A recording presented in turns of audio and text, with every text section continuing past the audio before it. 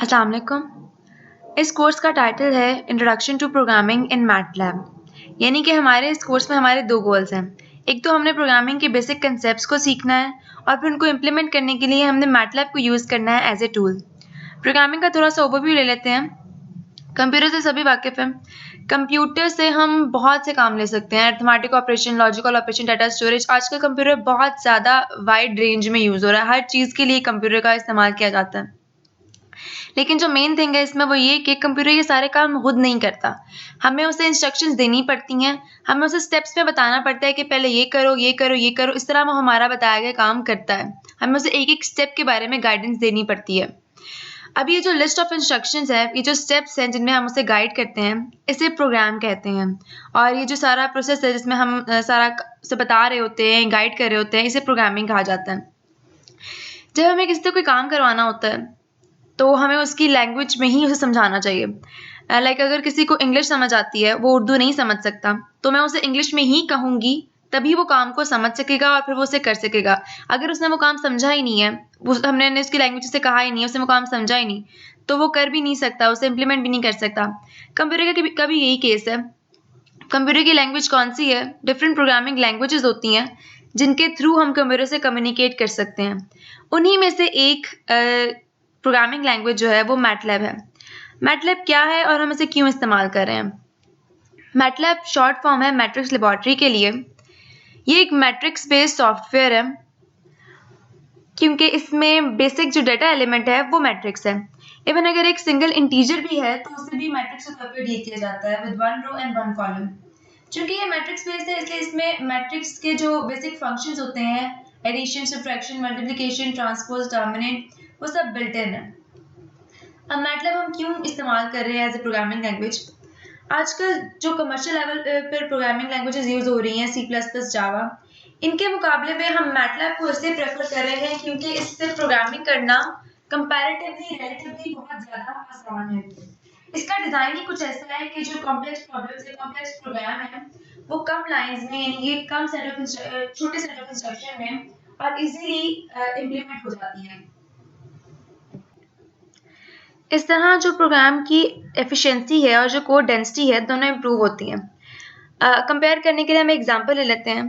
Like आपने C plus plus में या जावा में किसी में भी दो अरेज को ऐड करना है। सबसे पहले आप क्या करेंगे, आप दो अरेज डिफाइन करेंगे, उनका साइज बताएंगे, फिर उसके बाद एक फोर लूप होगा जिसमें एट ए टाइम एक एलिमेंट होगा आपके पास और आप फर्स्ट रो के फर्स्ट वेक्टर के फर्स्ट एलिमेंट को और सेकंड वेक्टर के या सेकंड अरे के सेकंड फर्स्ट एलिमेंट को ऐड करेंगे और एक थर्ड अरे होगी, थर्ड वेक्टर होगा हमारे पास, उसमें हम उसे स्टोर कर लेंगे। इसी तरह फर्स्ट, सेकंड, थर्ड, फोर्थ, जितने भी एलिमेंट, जितना भी आपने साइज डिफाइन किया हुआ है, आप उन सब एलिमेंट्स को वन बाय वन पकड़ेंगे, ऐड करेंगे और फिर स्टोर करेंगे। सी प्लस प्लस या जावा में ये काम जो है फोर लूप के थ्रू बहुत लंबा हो जाएगा। यही काम अगर मैटलैब में करना हो तो मैं क्या करूंगी, मैं एक अरे बता दूंगी बस। उसमें मैटलैब में तो साइज भी डिफाइन करने की जरूरत नहीं है, मैं बस लिख दूंगी कि x इज इक्वल टू और जो भी मेरे अरे में एलिमेंट्स है वो, और y इज इक्वल टू ये जो भी एलिमेंट्स है मैं वो असाइन कर दूंगी उसको, और सिंपली मुझे लिखना है x प्लस वाई, और वो सारे एलिमेंट्स जो हैं वो वन बाय वन ऐड हो जाएंगे और वो स्टोर हो जाएंगे जी में। अब अगर हम कोड डेंसिटी के लिहाज से बात करें तो सी प्लस प्लस है जावा में ये बहुत लंबा कोड है। पहले फोर लूप की स्टेटमेंट आपने लिखनी है, फिर उसके अंदर स्टेटमेंट आपने लिखनी है।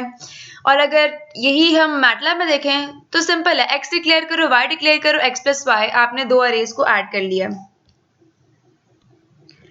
इसके अलावा मैटलैब को न्यूमेरिकल प्रॉब्लम सॉल्व करने के लिए भी यूज़ करते हैं क्योंकि ये बेसिकली एक सोफिस्टिकेटेड साइंटिफिक कैलकुलेटर के जैसा है। इसके साथ साथ इसका इंटरफेस जो है वो बहुत सिंपल और स्ट्रेट फॉरवर्ड है, जो कि इसका एक बहुत बड़ा प्लस पॉइंट है। इसमें टूल्स बहुत ज़्यादा हैं और आप ग्राफिकल आउटपुट ले सकते हैं, आप इसमें सिमुलेशन भी कर सकते हैं। मतलब अगर ओवरऑल देखा जाए तो मैटलैब एक पावरफुल टूल है, एक कम्प्रिहेंसिव टूल है जो कि इजी भी है। इसे समझना, इसे यूज़ करना आसान है, इसी वजह से इसे प्रेफर किया जाता है। ना सिर्फ इसलिए कि मतलब इस कोर्स के लिए सिर्फ मैटलैब को प्रेफर नहीं किया गया, बल्कि इसके यूजेस की एक वाइड रेंज है।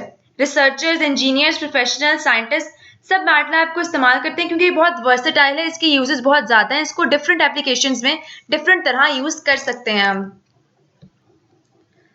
अब हमने जो इस कोर्स में कवर करना है सारे टॉपिक्स, हम उन पे एक नज़र डाल लेते हैं। सबसे पहले हमने देखनी है मैटलैब की बेसिक्स। मैटलैब बेसिक्स में हम उसका जो इंटरफेस है वो देखेंगे, जो इसमें कमांड विंडो और किस तरह आप सिंटेक्स देते हो, किस तरह आप वेरिएबल असाइन करते हो, किस तरह आप आउटपुट लेते हो, वो सब देखेंगे। और देखेंगे कि कैलकुलेटर की तरह, जैसे मैंने बात की थी कि एक सोफिस्टिकेटेड कैलकुलेटर है, तो ये कैलकुलेटर की तरह कैसे काम करता है, जो थोड़े बहुत स्टार्टिंग के लिए, बिगनिंग के लिए जो चीज़ें इंपॉर्टेंट है मैटलैब की, वो हम देखेंगे। सेकेंड, हम जो जिस चीज़ पर हम करेंगे काम, वो होगा मैट्रिसेस। मैंने अभी बात की थी कि मैटलैब जो है वो एक मैट्रिक्स बेस्ड सॉफ्टवेयर है। इसमें डेटा एलिमेंट बेसिक जो है वो मैट्रिक्स है, तो इसमें मैट्रिक्स के लिहाज से बहुत ज़्यादा ऑपरेशंस, बहुत ज़्यादा फंक्शंस पहले से मौजूद हैं, और मैट्रिक्स के ऑपरेशंस करना इसमें ज़्यादा इजी है, ये इस लिहाज से बहुत फ्लेक्सिबल है।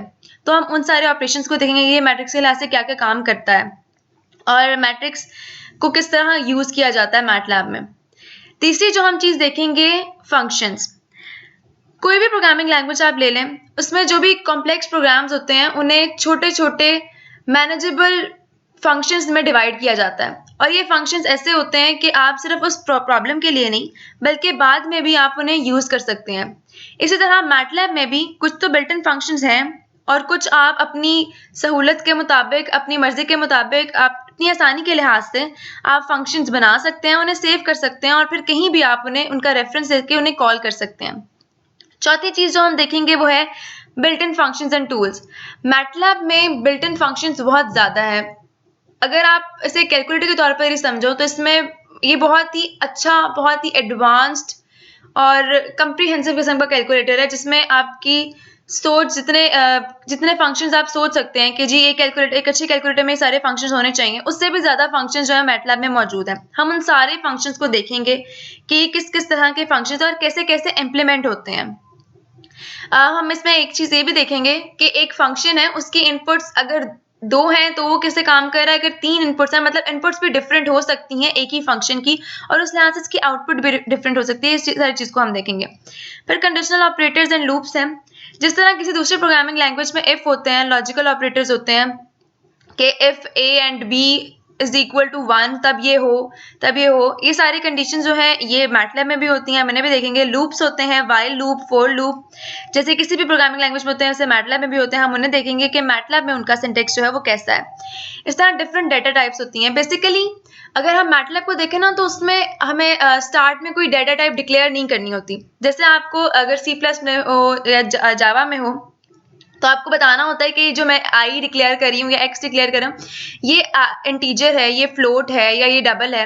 आपको मैटलैब में ऐसा करना नहीं होता, लेकिन इसके अलावा डिफरेंट डेटा टाइप्स होती हैं। जैसे आप स्ट्रिंग यूज़ कर सकते हो मैटलैब में, करेक्टर होता है, उन सबको हम किस तरह यूज़ करेंगे और ये चीज़ें कहाँ कहाँ इम्प्लीमेंट होती हैं वो हम देखेंगे डिफरेंट डेटा टाइप्स में। और reading and writing files, MATLAB सिर्फ कुछ महदूद नहीं है किसी चीज़ों में, बल्कि आप फाइल्स को, डिफरेंट फाइल्स को, सिर्फ एम फाइल्स यानी मैटलैब फाइल्स नहीं, डिफरेंट फाइल्स को, एक्सेल फाइल्स को या टेक्स्ट फाइल्स को रीड भी कर सकते हैं, बाइनरी फाइल्स को रीड कर सकते हैं और उन पर डाटा आप राइट भी कर सकते हैं।